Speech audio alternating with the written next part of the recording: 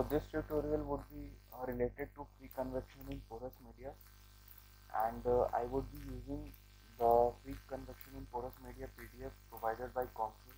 I would be trying to put this link for this PDF in the description box.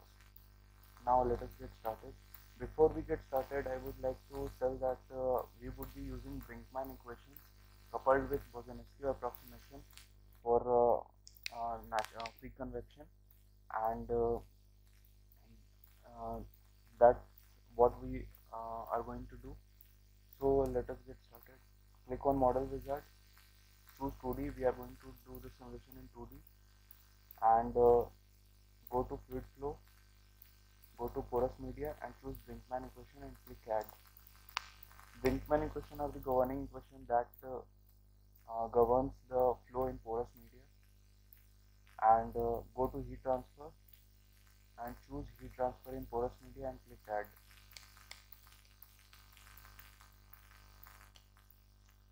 Now go to click on Study. We are going to simulate this in for steady state, so choose Stationary and click Done.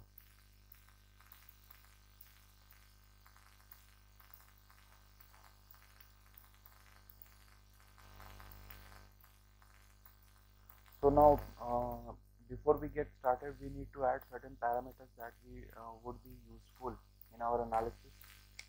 So let us start that. Go to Global Definition, choose Parameters. Now start filling the parameters. First would be the rho. Rho for the rho is the density of fluid that we are going to consider. For this case, it would be water, so it would be 1000 kg per meter cube. Mu is the dynamic viscosity.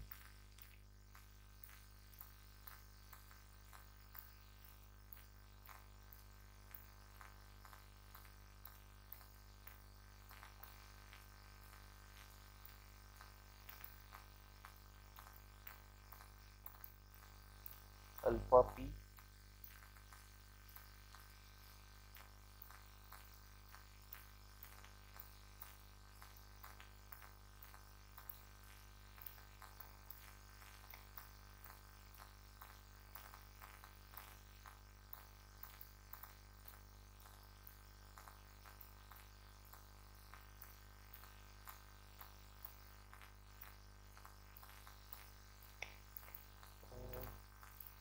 It should be capital K.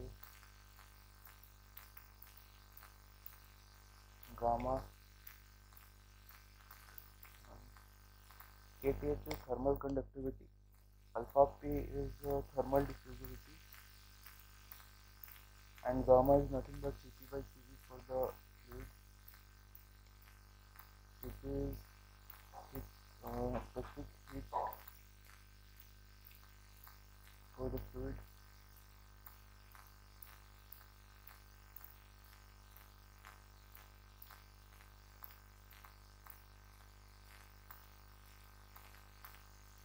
Epsilon.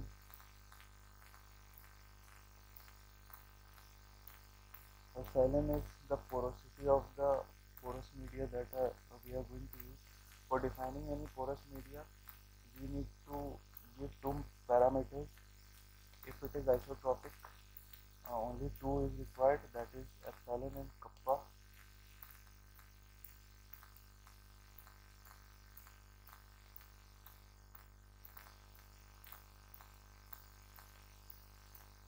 P0, that would be the reference pressure that we would be using.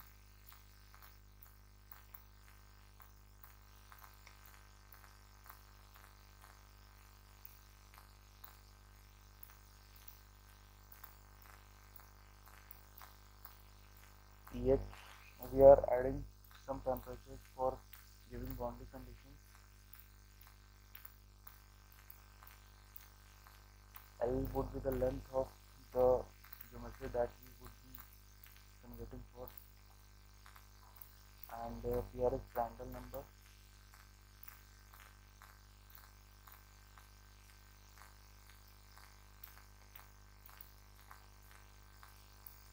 Now Rayleigh number. P into rho into rho to the power 2 into G constant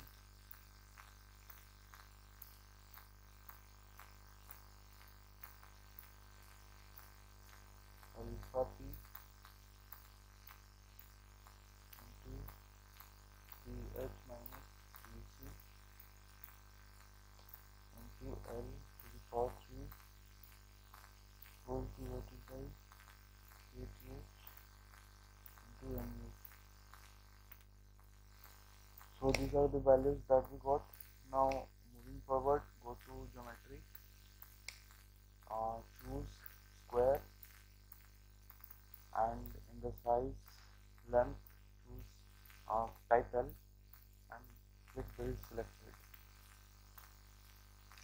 Now go to geometry again and choose point for the coordinates. For x coordinate type L, for y coordinate type L by 10, and click on build selected. So this is the point that we intended to make. Now moving forward, go to Brinkman equation, go to the fluid and matrix properties, go to density and choose user defined and type rho to this. Now again for dynamic viscosity, choose user defined and type mu. Now go to porous matrix properties and choose user defined for porosity and put epsilon for this, and again for permeability choose user defined and type kappa for this. Now again in this Brinkman equation we need to add a volumetric force. That would be our Boguslavski approximation. Since the force, there won't be a force in x direction, so it would be kept 0, and for y we would be using rho into G constant into alpha P into P minus Pc.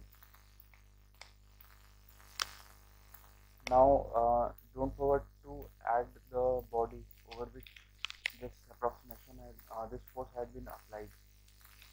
Now add a pressure point constraint, go to points and choose pressure point constraint. Use this point.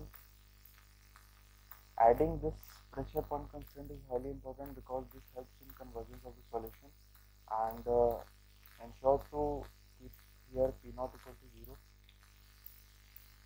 Now go to heat transfer. Now here we need to check this discretization window. Then a discretization tab would be visible in heat transfer in porous media section. So in temperature section, click on quadratic Lagrange. Now go to porous media 1 and go to immobile solids, and for volume fraction write 1 minus epsilon.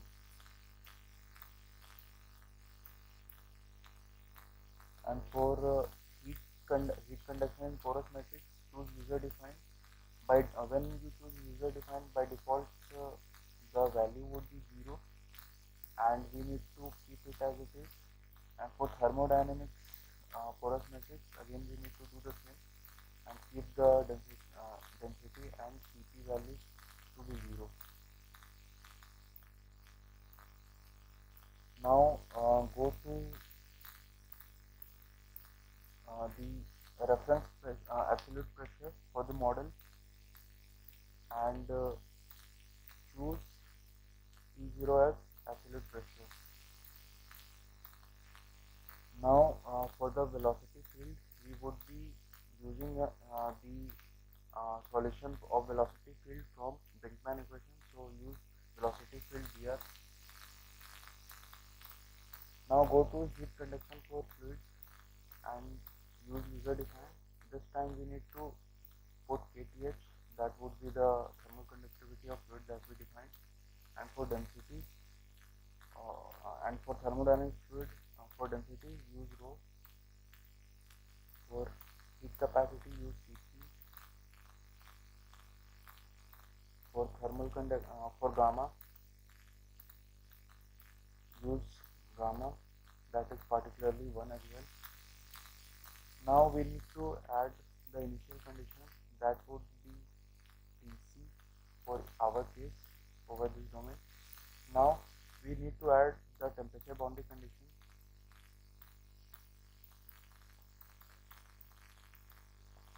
So click on boundary 2.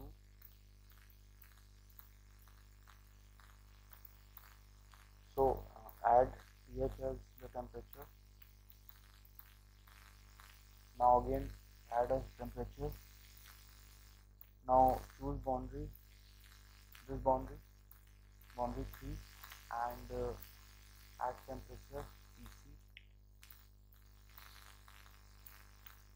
Now again choose a temperature. Now this time we choose this boundary, that is boundary 1. Now here we need to apply a specially varying temperature boundary condition. So for that we would be using a parameter called S. This parameter S varies from 0 to 1, and using this we would be, so this is S that I was talking about, and using this S the temperature would be varying specially. Now choose another temperature.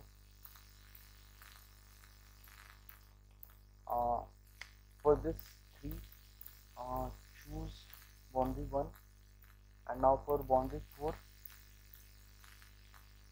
choose boundary this boundary,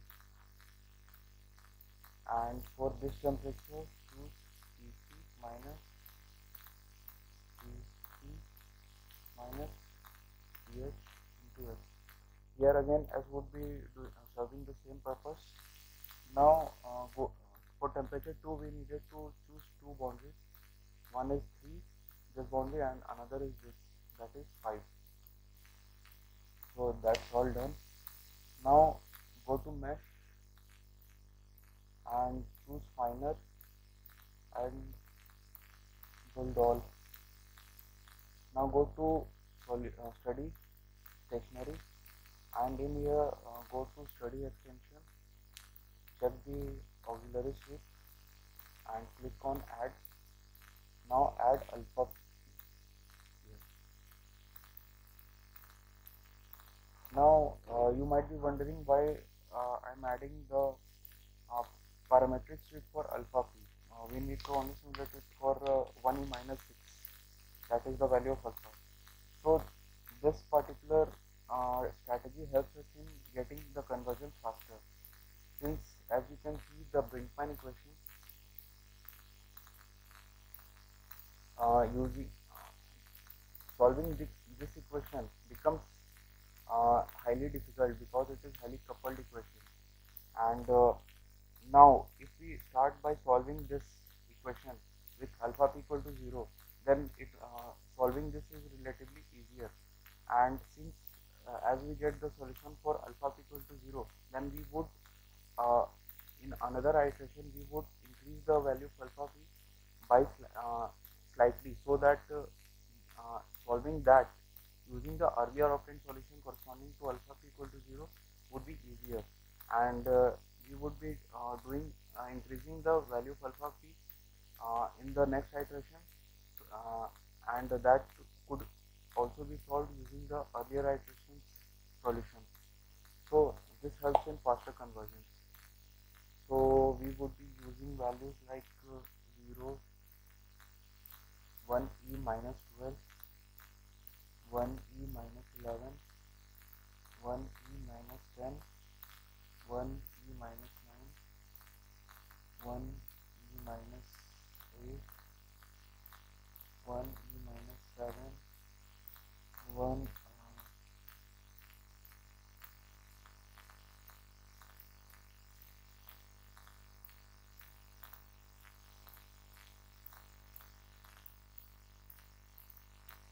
so eventually we are taking it to 1e minus 6. That is our actual value and the solution for which we are interested in.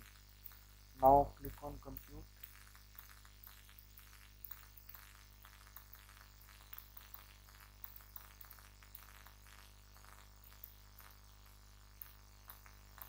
So there was some error.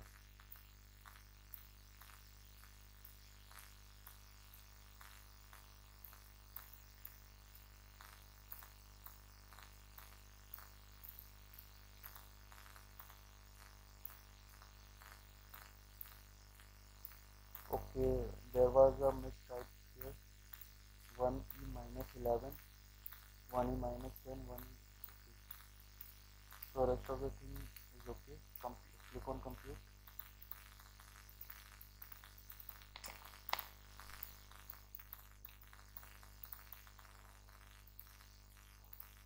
Using this strategy, the convergence is slightly faster. As you can see,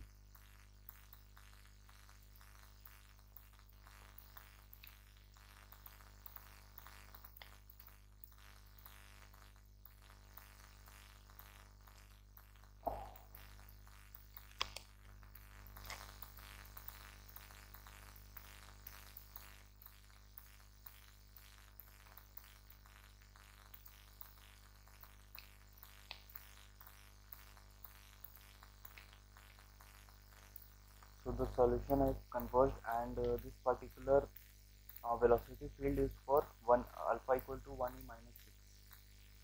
So this is what we got. Now let us see the temperature field. So as you can see, the free convection taking place here. Now let us see the temperature plot. So this temperature plot is for alpha f equal to 1e minus 6. So that's all. Thank you for watching the video.